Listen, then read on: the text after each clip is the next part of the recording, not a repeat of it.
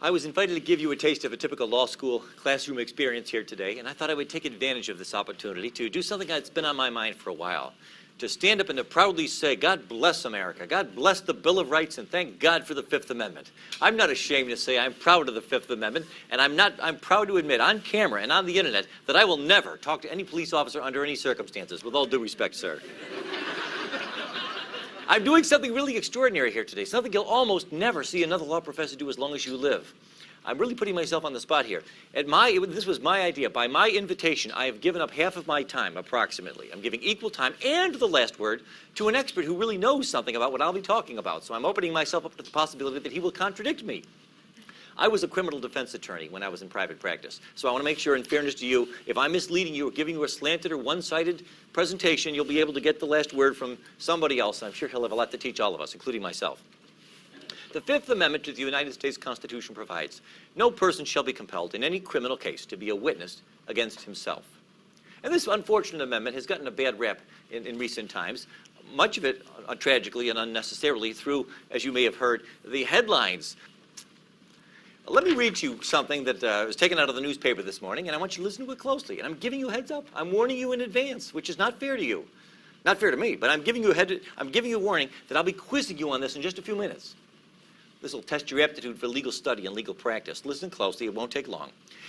Last night, agents of the Norfolk Police Department found 3 victims of an apparent murder dead in an apartment in the East Ocean View area. The apparent victims of a gangland-style slaying, and possibly the victims of gang-related violence. The police are investigating this as a possible murder and suicide, but right now suspect that the 3 were all killed by the same individual. No suspects have yet been identified in the slaying, but veteran police detective George Brook has confirmed that police are following up on evidence pointing to the possible involvement of an off-duty naval officer as the perpetrator.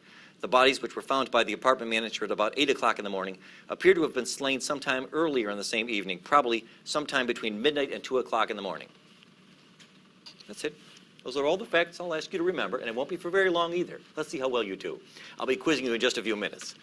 Now, here's the easiest question you'll ever get from a client in all the days of your life. Question, hey, the police are here. They want to talk to me.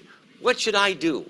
Well, I could give you my answer to that question in case you haven't already guessed it, but why don't we go to a real expert? Justice Robert Jackson, a prosecutor's prosecutor. Like me, he began his private practice in Buffalo, New York, years before I did. And after that, he served as general counsel for the Bureau of Internal Revenue, the U.S. Department of Treasury, the Security and Exchange Commission, Assistant U.S. Attorney General for the Tax Division, later the Solicitor General and the Attorney General of the United States, and then the Chief U.S. Prosecutor for the Nuremberg trials.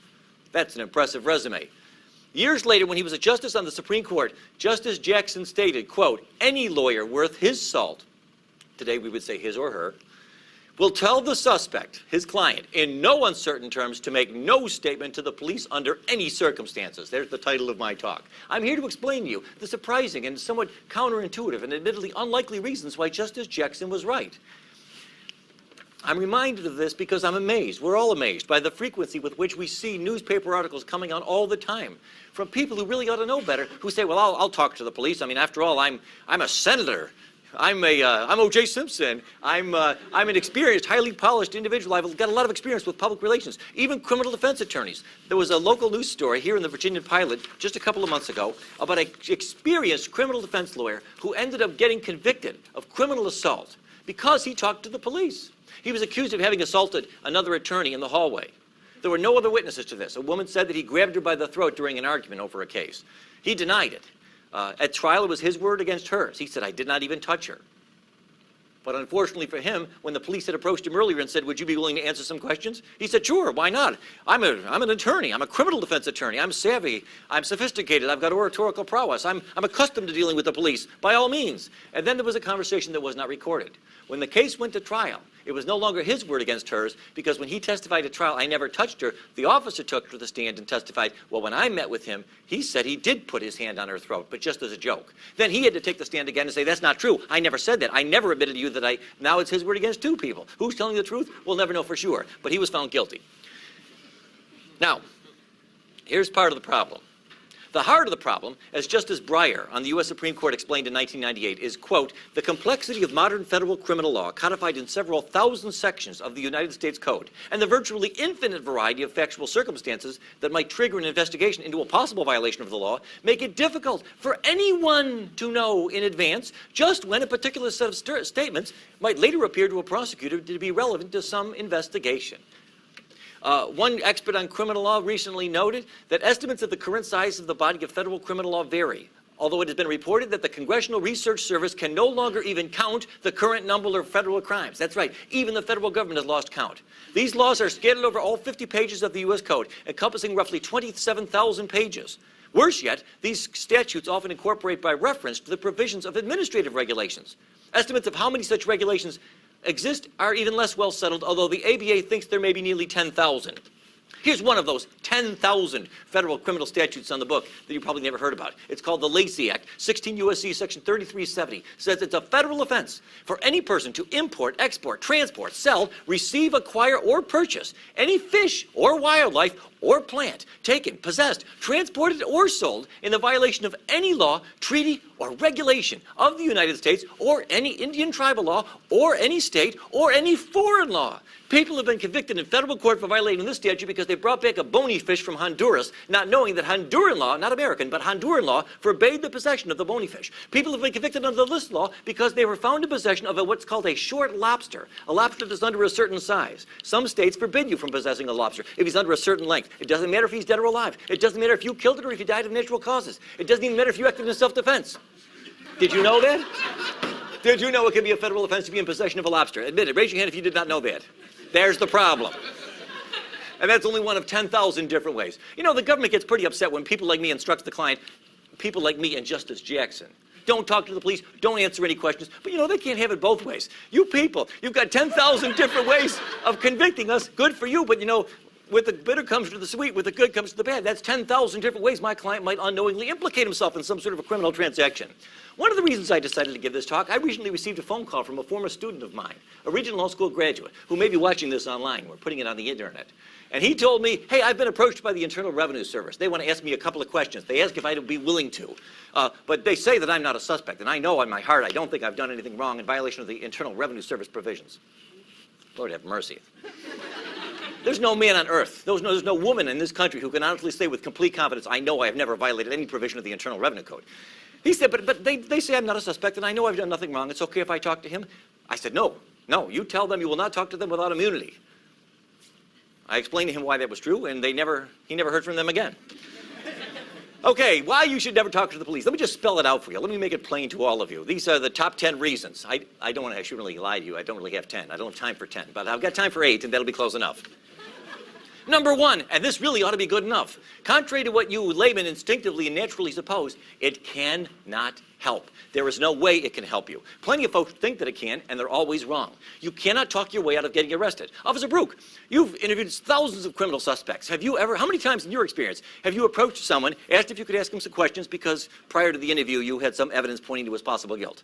And because of the extraordinary persuasiveness and eloquence with which he articulated his innocence, you said, oh, sorry, never mind. Bad call, my bad, I won't, and he talked you out of arresting him.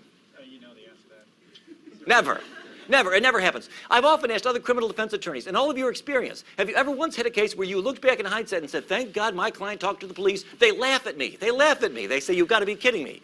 You cannot help you. You can't talk your way out of getting arrested. And contrary to what you might suppose if you never studied the rules of evidence, what you tell the police, even if it's exculpatory, cannot be used to help you at trial, because it's what we call hearsay. Under the rules of evidence, specifically Rule 801D2A, if you want to look it up, everything you tell the police, as the saying goes, can and will be used against you, but it cannot be used for you. From time to time, I've known attorneys who tried to call to the stand a police officer and say, officer, would you tell the jury what my client told you because what my client told him is actually good for my case? If you tried that at trial, the prosecutor will object to that as hearsay, and the judge will agree. The police will not be allowed, at your request, to tell the jury what your client told him, no matter how good it may be for your case. It cannot help.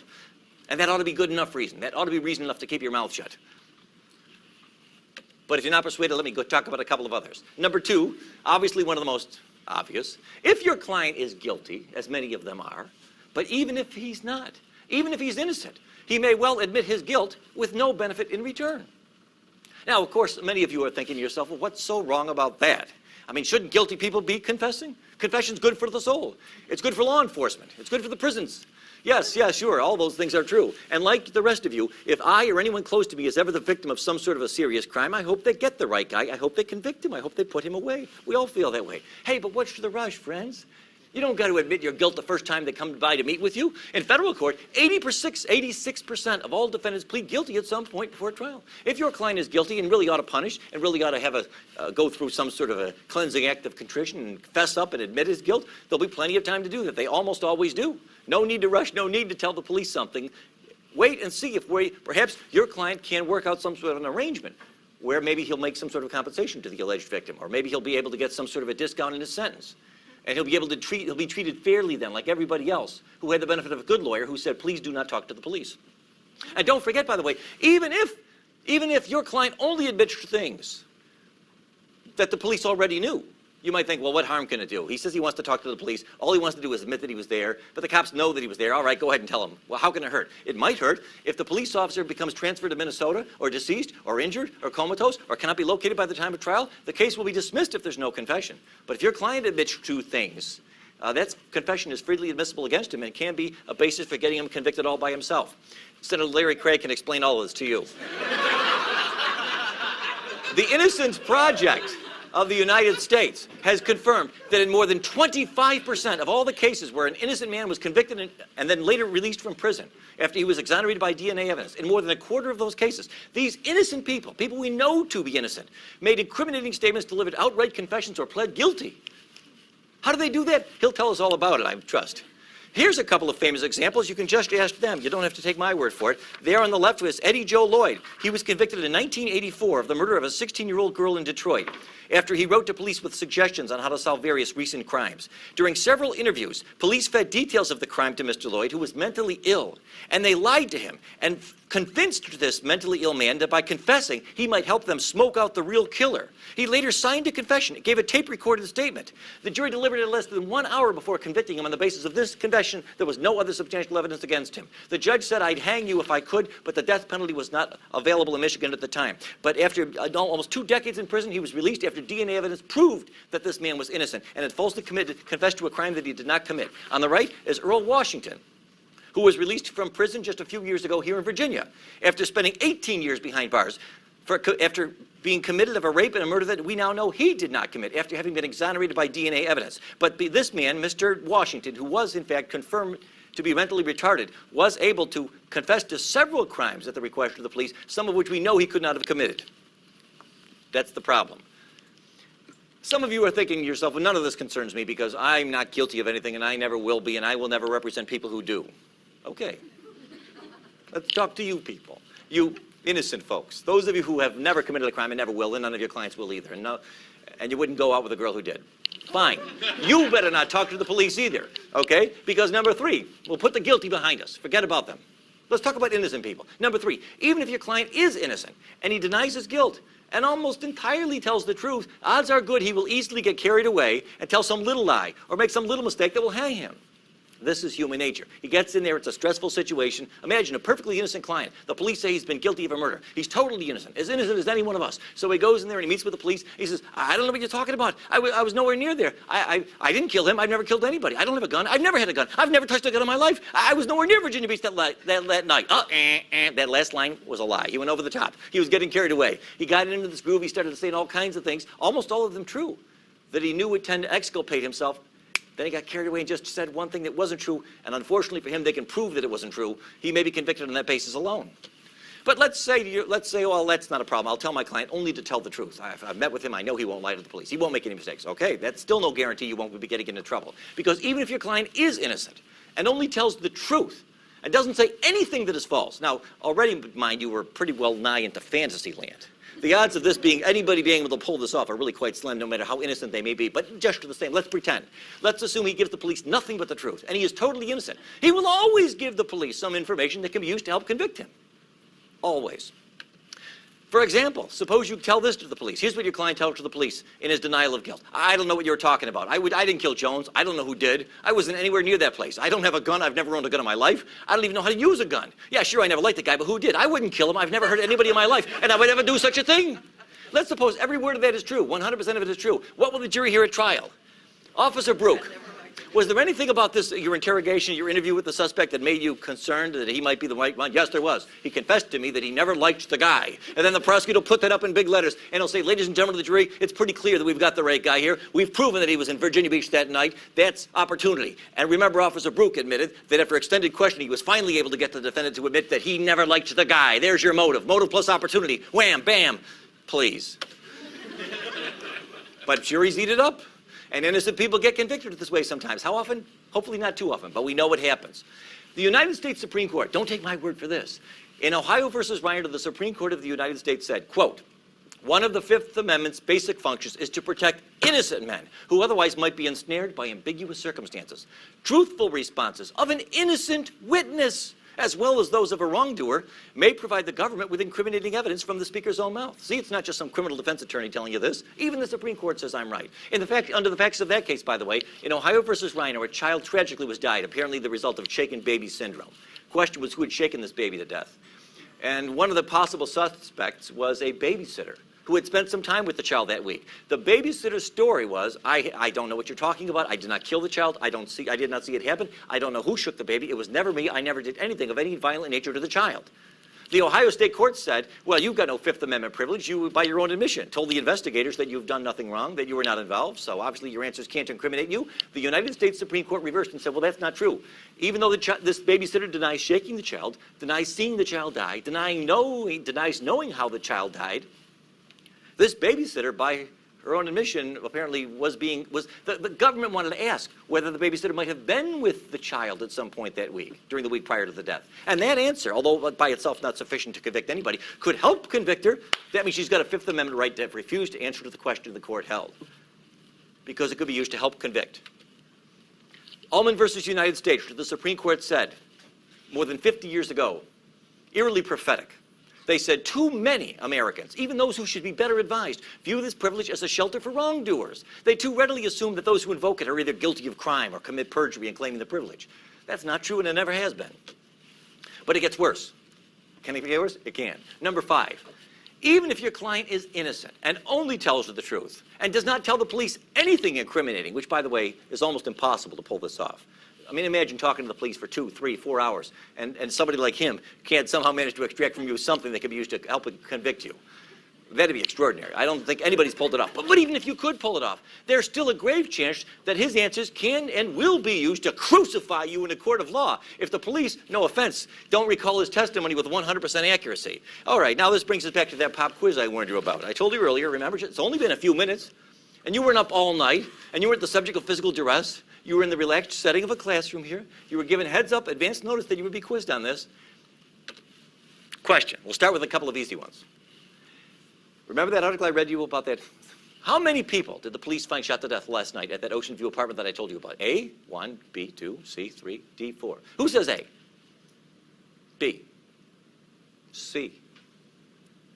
Get this, get that with a camera. Move that camera around. Look how many hands we've got there for C. Okay, D. You're all wrong. Everybody who raised their hand,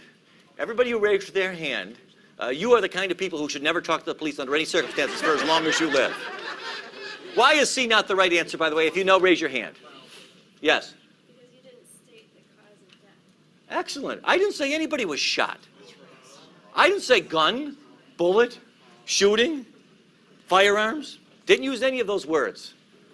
But I don't blame you if you thought that I did. This is the way the human mind works. We hear things, we fill in details. I said gangland-style slaying. That may or may not imply something, but it doesn't mean that anybody was shot, and that's the problem. You see, even if your client is innocent and only tells the truth and doesn't tell them anything incriminating, and his statement is videotaped, his answers can be used to crucify him. You might say, wait, how can that happen?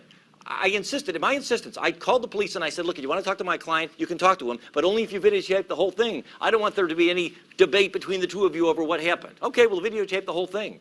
If the police don't recall their questions with 100% accuracy, he'll be convicted on that statement alone. For example, suppose a man goes to the police. They say, we're investigating a possible murder, a shooting. And the guy says, quote, I don't know who killed Jones, Officer Brook, with all due respect. It wasn't me. I've never touched or fired a gun in my life. How can that help incriminate this man? How could that possibly be used against this man to help convict him? You would think it's inconceivable. But it's as easy as pie. All the officer has to do is read this statement to the jury, and then the prosecutor says, Officer Brook, was there anything about that statement that confused you or surprised you? Yes, there was, he says, in a moment of sinister, high drama in the courtroom. And what was that? And then Officer Brook turns to the jurors and he says, I never said anything about a shooting. I said we were investigating a murder. He was the one who brought up a gun. Then you turn to your client says, that's not true, that's not true. I remember he was the one, or one of the cops, I was with them for 3 hours, one of them in the car said something about, they said they had a witness that I was the shooter. Okay, I'll put you on the stand. And then your client testifies, no, they did tell me shooting. They mentioned it before I said anything about a gun. They brought it up first. And then the police said, that's not true. And now what, it's your word against theirs? For what? You're gambling with your client's life. And police officers can very easily make a mistake like that, just as so many of you did just a few minutes ago, about whether you recalled having heard me say something about somebody actually being shot. Police make mistakes, innocently, inadvertently, unintentionally. Any statement, no matter how exculpatory it may seem on its face, can be used to crucify you all by itself if the police are either willing to lie, not likely, or if they just have an innocent misrecollection of the details as to what they did and did not tell you before you told them what you said. All of these, by the way, all of these problems disappear if you take Justice Jackson's advice and say, thank you very much, officer, but no thanks. How about this one? Here we go. Now, here's the most surprising of all. I've saved the most surprising one for last. Let's suppose you've got the following scenario. Your client's thinking about talking to the police. He acts like, he says, I've got nothing to hide. They think that I killed somebody in Virginia Beach last night. Well, this is what your client tells you in confidence. I don't know who robbed that store. It wasn't me. In fact, I've got a pretty good alibi. I wasn't even in Virginia Beach that night, last night. I was 4 hours away visiting my mother in the Outer Banks. Unfortunately, no, I did not pay for gas with a credit card. I used cash, and so I've got no witnesses that can prove I was there except my word, and of course, Mama, for what that's worth, which is nothing. So your client says, so the police want to talk to me, and I want to seem cooperative, so what I'll do is I'll tell them that I was in the Outer Banks last night. Now, there's nothing on its face incriminating about any of that. Let's assume, by the way, that you believe with all your doubt, you've given your client a polygraph exam. You've known him for years. You've been going to the same Bible study for 30 years. You know beyond a shadow of a doubt that he's telling you the truth. And he's not admitting anything. He's not admitting motive. He's not admitting opportunity. He's not admitting that he was there. How on earth could this come back to haunt us? How on earth could this come back to be used against us? Be honest. Raise your hand if you really think the answer to that question is, I can't see how it could possibly be used against me. You're afraid I'll call on you, right? I won't call on you. Well, you're wrong. You're dead wrong. You're always wrong. Everything you say, every time you talk to the police, you will regret it. You see, the problem is, here it is. This is the last point. I think it's almost, even if your client is innocent and only tells the truth and doesn't tell the police anything incriminating, and the entire interview, questions and answers are videotaped, even his truthful answers can be helped to crucify even an innocent man if the police, through no fault of theirs, end up in the possession of any evidence, even mistaken and unreliable evidence, that anything your client told them was false, even if in fact it was true. Again, going back to this example from a moment ago. Let's suppose I go ahead and I meet with the police. I think I got nothing to hide. I tell them I was in the Outer Banks last night, officer. How can that be used to convict me? By itself, it cannot. It cannot help at all by itself. But what if I later find out, to my horror, after I put my cards on the table, that they've got a witness, a girl that I went to high school with, an unimpeachable witness. We've never been enemies. She'd have no reason to lie. She swears she thinks she saw me in Virginia Beach last night, a couple of blocks away from that store, about an hour before it was robbed. Now, her testimony by itself isn't going to help the prosecutor. Hell, if she's all they've got, I'll get this case thrown out before trial. But if, like an idiot, I talked to the police and I told them the truth, I told them I was in the Outer Banks, and now, lo and behold, tragically, it turns out they've got a witness, a false, mistaken, confused, but sincere and credible witness who could testify that I was here at Virginia Beach. Now they're likely to get a conviction. Because what they'll do, I've just turned this cop and this woman into the government star witnesses. They'll put Officer Brook on to testify about how my client lied to him about being in the Outer Banks, and then they'll put on this girl who otherwise would have not even helped with their case at all, who will testify, no, that's not true, that was a lie. I saw Mr. Duane's client here in Virginia an hour before the robbery, not so far from the store. By herself, she would not have helped the government in any significant way. But what I have just done, you see, is given them the other part of the puzzle, and now I'm doomed. Just ask them. I close with this example. Here we have a couple of recent celebrity examples of why it is that even people who admit nothing always end up denying it. I mean, sorry, they always end up regretting it. On the left, we have Martha Stewart. She was the victim, the subject of an extensive government investigation that was looking into the possibility that she was guilty of violations of certain federal laws, securities laws, fraud kinds of things. They couldn't pin that on her, but they were able to get a conviction because she denied it. Talking to the police and later to some of the shareholders, she said, no, it's not true. I was not guilty. So they charged her with lying to federal investigators, and they got a conviction, and she was sentenced to 5 months in prison. Marion Jones on the right side, another person who would still be out today if she had always taken the advice that I'm giving you now. She was asked if she had ever used steroids, a controlled substance. And instead of taking the fifth, she said, no, I never took steroids when I won those Olympic gold medals.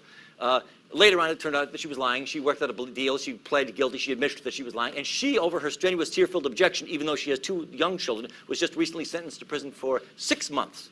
The guy who sold her the steroids, the pusher, he got only 4 months. But she got 6 months because she lied to the police and said that she did not do it. You see the problem. Michael Vick, who recently pled guilty, as you know, to these charges with respect to the operation of this dog combat sort of operation at his home. At sentencing, like many other criminal defendants, even though he eventually pled guilty at sentencing, one of the reasons his sentence was a little harder than it might have otherwise been, the judge said, was because when he initially met with the police, he lied to them and said, I didn't do anything. I didn't do it. I don't know what you're talking about. Even guilty people, but not only guilty people, will always end up regretting talking to the police. So my advice to you, Justice Jackson was right. Any sane, competent lawyer in his right mind will always tell every client under all circumstances, I don't care if you're innocent. I don't care if it's the truth. If it's the truth, great. We'll tell the jury all about it. There'll be time enough to put our cards on the table. But before we get there, I haven't seen yet what the police got. They may have mistaken and confused witnesses who will contradict even the truthful stuff that you say. We have no way to know, no way to predict whether the information that you give them, even if truthful and reliable, will end up unwittingly dispelling our demise. So keep your mouth shut. Don't answer any questions. Let's take the fifth. You'll be glad that you did. God bless America. God bless the Bill of Rights and the geniuses who bequeathed it to us. But now, in fairness, I give equal time, or what's left of equal time, to a police officer who will explain to the extent to which, if any, he agrees or disagrees with anything I've got to say. I have no idea to know what he's going to say, but it'll be interesting. Here, let me give him the microphone. Let's give him a hand. Officer George Brook, the Virginia Beach Police Department.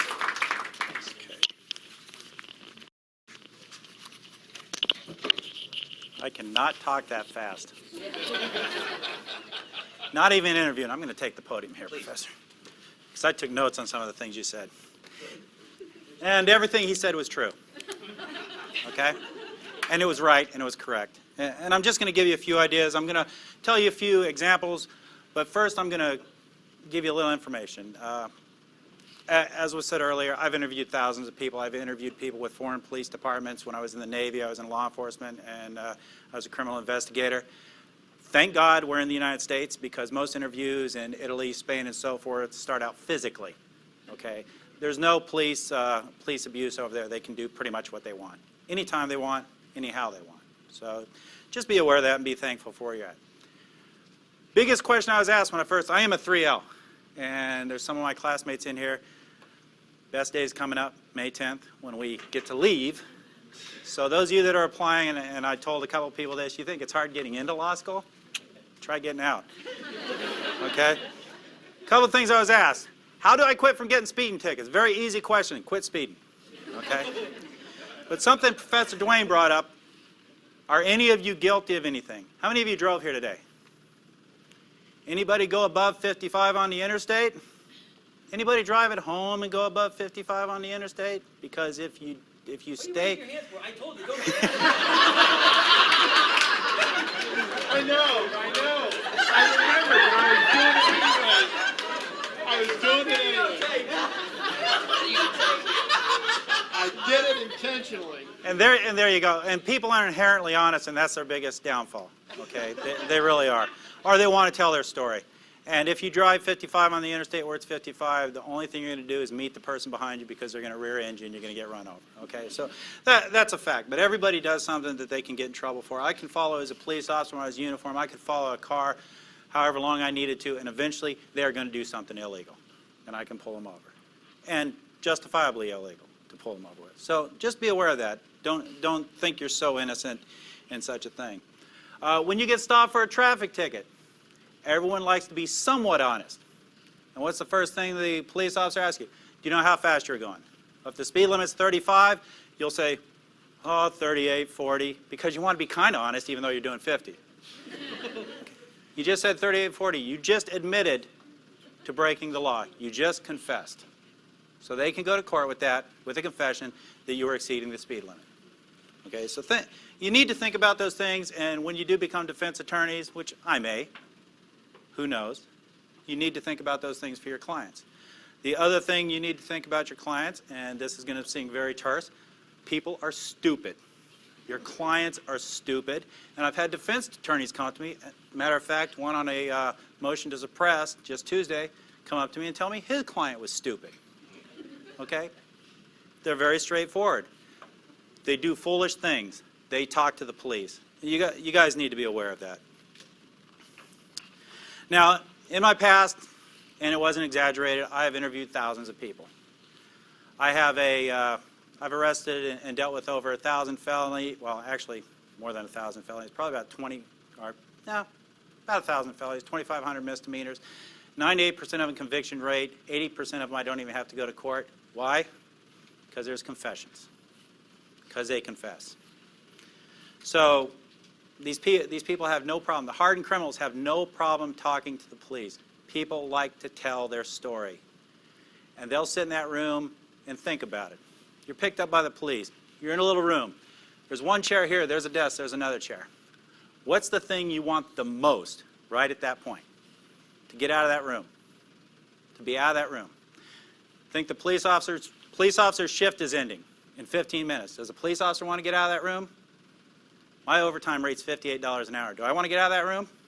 I have no problem. I'll stay there for 10 hours. I'll take that $600. Okay, so I have no motivation to want to leave. You do, and that's how we get you to try to talk. I have my job. My job is to develop probable cause, develop a good case. A great case is a case with a confession. Get it to the Commonwealth's attorney so that they can prosecute the case with little, if any, effort. And the Commonwealth attorneys love those cases, the little and any effort, because they come with a stack of files that high in court every day. So they love those cases. That's my job. The defense attorney's job is to hope they get to their client before I do and make sure they don't talk to me, no matter what. Give you an example, and this will go right along with what Professor Dwayne was putting up his examples. I had an interview that went something like this. Were you involved in the burglaries? No, I had nothing to do with them. You didn't have anything to do with them? No. You were in a car with all this stolen stuff in it? You had nothing to do about it? No. You knew it was there? Yeah. Okay, now we got possession of stolen property, felony, okay? But you had nothing to do with it? No. So what did you need the money for? Well, I had to pay some of my court costs from another thing I got in trouble for. Oh, so he took the money from stealing the stuff. I have enough to charge him now with burglary. Simple as that.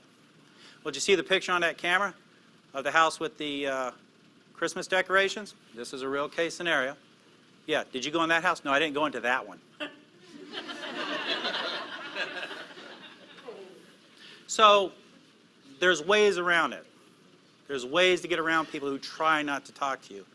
And again, as Professor Dwayne said, if you wanted to go and say you wanted to go into a boxing match, $100 if you win. You've never boxed before. You have to face somebody who's an Olympic boxer. You're going to lose. You're going to face somebody who's been interviewing people for, in my case, 28 years. You're going to lose, unless you're purely innocent. Now, on the other side of it, I don't want to put anyone that's innocent in jail.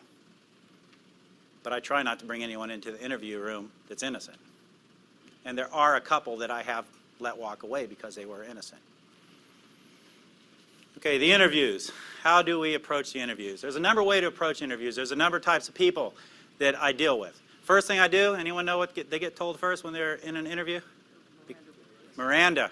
Miranda warning. Okay, it's not a right. You don't have a right to Miranda. Those rights have always been there. It's called the Constitution. You're just teaching, you're doing a real quick class on the Constitution for these people. Usually they don't listen to it. And this is the way I give my Miranda warning. Look, I have to tell you this. Just pay attention. Okay, they're usually sitting back or they're very attentive. You have the right to remain silent. Do you understand that? Yes. Anything you say may be used against you in a court. I don't have to say it will be. I say it may be. Okay, and they get that. You have a right to an attorney, And if you can't afford one, one may be appointed to represent you. Got that? You can decide not to quit talking to me at any time and exercise these rights. Do you understand that? Sure. Now, before I do the primary thing that's needed with those rights, and that's to get a waiver, I say, now, before you say anything, let me tell you what I know. And over all the time I've had to put together what this individual was supposedly involved in, and I only say supposedly because Professor Duane's sitting over there, that this individual was involved in, I will tell the story that I've put together, and it'll be pretty close to what happened. And I can see that it's pretty close to what happened because that individual starts slumping down in their chair. They'll put their hand to their face, doing this in their mind, oh my God, I'm going to jail forever. Okay? And I can see it. And I said, now that you know what I know, do you want to talk to me? And why do I do that? Because if I didn't do that, is if I said, do you want to talk to me, they'll say no. So I give them the time to think about, and then comes the next phrase. Now, before you start talking to me, let me tell you the difference between a lie and a truth. If you lie to me and I get before the judge and I tell the judge that you were dishonest with me, that's just not going to make them happy. But if I get before the judge and tell them you're honest, straightforward, willing to take responsibility for your actions, that is going to help you. That's not a lie, though. That is true. In Virginia Beach courts, it will help them. You know, they may not get 5 years, they may get 3 years. They're still going to prison, or they're still going to have a felony, but it will help them. And then I have to determine what kind of person I have. And there's two types. There's the one, like I mentioned to you earlier, where I have to talk to them about different things, get into their own skin, as the word is, and try and get them to talk to me and discuss things. I had a sexual assault case. I had to talk to the guy how hot the woman was, and I understand where he was coming from. And when I said that, we were buds. And he started talking to me. And he's still sitting in prison. Okay? So you've got to get in there and you've got to go place. The other side is, I can't try and act like that individual acts. Okay? I can't try and act like what we call lovingly a hood rat. I can't try and act and talk like him. Because I'm an older white guy. We don't talk like that, and that would be an insult. And you can't insult people. It doesn't matter who they are. It doesn't matter where they grew up. It doesn't matter where they're from. You can't insult people like that. You have to be yourself. So you have to get into their mindset and the way they're thinking and have a discussion with them. The other type of person is the one that likes to tell a story. This young man, great man. I love him to death. He didn't go to jail because I went to bat for him, because I felt sorry for him. He was a newlywed. He was having money problems. Former Marine. I said, tell me what happened. And he told me this beautiful story about what happened. What he had done is he had sold a piece of equipment that his ex-employer had that he had stolen. He told me the beautiful story of what happened about him finding it on the side of the road and all that kind of stuff. And I didn't even question about him. After he finished his whole story, very unplausible but very beautiful story, I sat there and listened to it for 15 minutes. I looked at him and I said, you stole the stuff from your boss, didn't you? Yes, sir, I did. I had nothing. I really had nothing except the fact that he had sold it. So there's those types of people. And then the third type, the one who tries to be the hood, who tries to be the criminal, who cries like a baby when they walk into jail, but when they're on the street, they're as tough as rocks. You go in there with your paperwork, you sit down, and you just start doing paperwork. And usually I have a videotape sitting on top of it, just for measure, so they think I have a videotape. And you just sit there.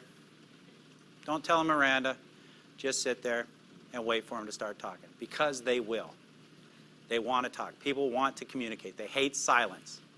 That's why when people speak, you hear, when they're talking, because they need to fill that void with something. People hate silence. So that's the other one. So that's another way. So you see how there's an unlevel playing field here. Even with the most educated individual, there's an unlevel playing field. If you talk to the police, everything's going to be written down. If you get pulled over for a ticket, they give you the ticket and you pull off. Do you ever see the cop pull off right after you? Usually not. That's because on the back of their ticket, they're writing down everything you said. And it's going to come into court if you go to court. Everything that's said, I write down. Every phone call I make has to have a listening device on it. Is that illegal? How many parties need to know that a phone conversation in Virginia is being recorded?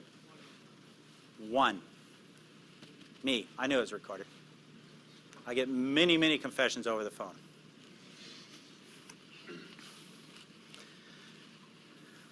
Okay, back to the people. Yes, they're stupid. Okay, people are stupid. I had a young man who told me straight up, I'm going to college. I'm going to law school. I'm too smart. You'll never find out what happened. Okay. He was going to Tidewater Community College. The law school of, I suppose, Tidewater Community College. He was the partner to the one who I told you the interview about just a little while ago, where I would ask him what he needed the money for. He was his partner. And he was very smart. So he thought. He thought he was a very intelligent individual.